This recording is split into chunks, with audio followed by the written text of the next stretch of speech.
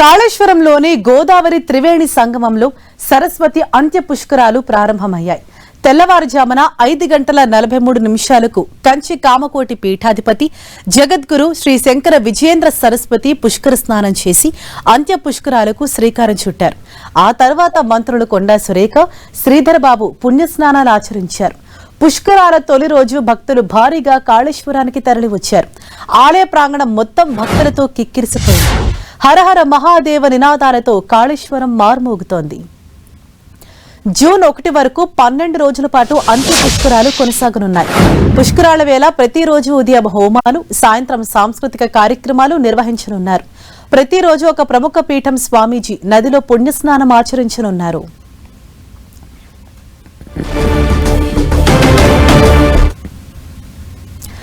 కాళేశ్వరంలోని గోదావరి త్రివేణి సంగమంలో సరస్వతి అంత్య పుష్కరాలు ఇవాటి నుంచి ప్రారంభమయ్యే. జూన్ 1 వరకు 12 రోజుల పాటు కూడా పుష్కరాలు కొనసాగనున్నాయి. మరింత సమాచారం మా ప్రతినిధి సతీష్ మనకు అందిస్తారు. సతీష్, అంత్య పుష్కరాలకు సంబంధించి ఎటువంటి ఏర్పాట్లు జరుగుతున్నాయి? భక్తుల తాకిడి ఏ విధంగా ఉంది? ఇవాళ మొదటి రోజు పూర్తి అప్డేట్స్ ఏంటి?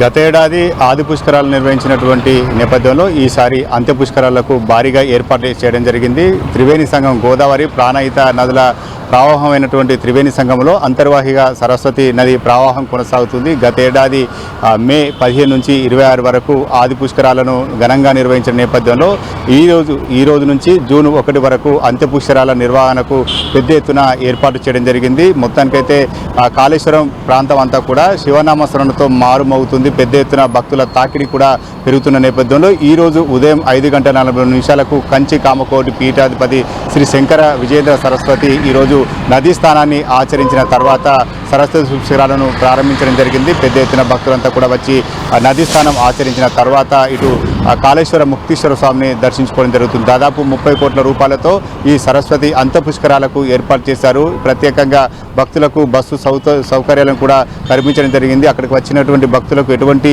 ఇబ్బందులు కలగకుండా పెద్ద ఎత్తున శామ్యాలతో పాటు ఇటు గుడారాలను కూడా ఏర్పాటు చేయడం జరిగింది. వచ్చేటువంటి భక్తులు అక్కడే బస చేసేలా భారీగా ఏర్పాటు చేశారు. ఇక అంత్య పుష్కరాల నేపథ్యంలో ఇటు సాయంత్రం కూడా గోదావరి హారతి, సరస్వతి హారతి కార్యక్రమాలు నిర్వహించేందుకు ప్రత్యేకంగా కాశీ నుంచి వేద పండితులను పిలిపించడం జరిగింది. వారంతా కూడా ప్రతిరోజు సాయంకాలం అంతా కూడా నవహారతులను ఇవ్వడం జరుగుతుంది. ప్రతిరోజు కూడా ఏదో ఒక పీఠాధిపతి ప్రతి 12 రోజుల పాటు ఇక్కడికి పీఠాధిపతి రావడం, వారంతా కూడా నదీ స్థానాన్ని ఆచరించే విధంగా ఏర్పాటు చేశారు. దీంతో పాటు ఇక్కడికి వచ్చేటువంటి భక్తులు కూడా సరస్వతి పుష్కరాలకు గతేడాది పెద్ద ఎత్తున తరలి రావడం జరిగింది. చాలామంది భక్తులంతా కూడా నదీ స్థానాన్ని ఆచరించారు. ఈసారి కూడా అంత్య పుష్కరాలకు పెద్ద ఎత్తున ఇతర రాష్ట్రాల నుంచి, కేవలం తెలంగాణ, ఆంధ్రప్రదేశ్ నుంచే కాదు, ఇతర రాష్ట్రాల పక్కన ఉన్నటువంటి మహారాష్ట్ర నుంచి కూడా పెద్ద ఎత్తున భక్తులు వచ్చేటువంటి అవకాశం ఉన్న నేపథ్యంలో అందుకు అనుగుణంగా మాత్రం ఏర్పాటు జరుగుతున్నాయి. ఇక నదీ స్నానం ఆచరించిన తర్వాత మహిళలు సరస్వతి మాతకు ఇటు వాయినాలు ఇవ్వడం అనేది ఒక సాంప్రదాయం మాత్రం కొనసాగుతుంది.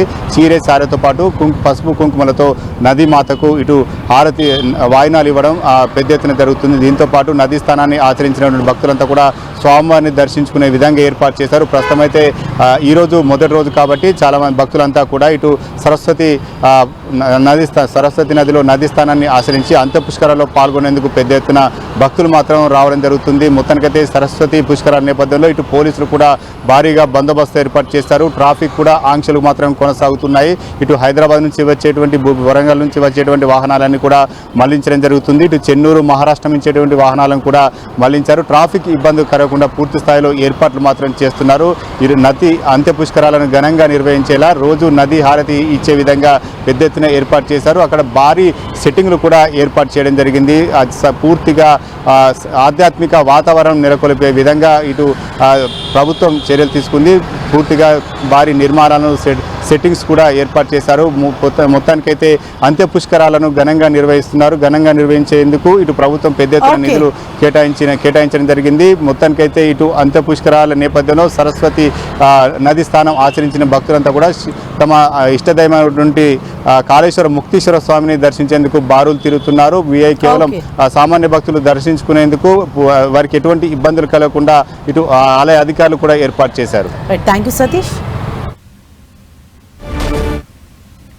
ఆయన సంచారం ఇప్పుడు వచ్చినప్పుడు మిథున రాశిలో వచ్చినప్పుడు 1 సంవత్సర కాలము ఈ నదిలో, సరస్వతి నదిలో ఇక్కడ పుష్కరం జరుగుతుంది. దీని తర్వాత కర్కాటక రాశి కటకంలో వచ్చినప్పుడు యమునా నదిలో జరుగుతుంది. మళ్ళా సింహరాశి వచ్చినప్పుడు గోదావరి నదిలో మళ్ళా పుష్కరాలు జరగబోతున్నాయి. దాని తర్వాత కన్యారాశి వచ్చినప్పుడు కృష్ణా నదిలో ఆ సంవత్సరం పుష్కరం జరుగుతుంది. అందుకని 3 పుష్కరాలు జరిగే అవకాశం ఉండే పుణ్య ప్రదేశంగా ఈ తెలంగాణ ప్రాంతం అనేది ఉంటుంది.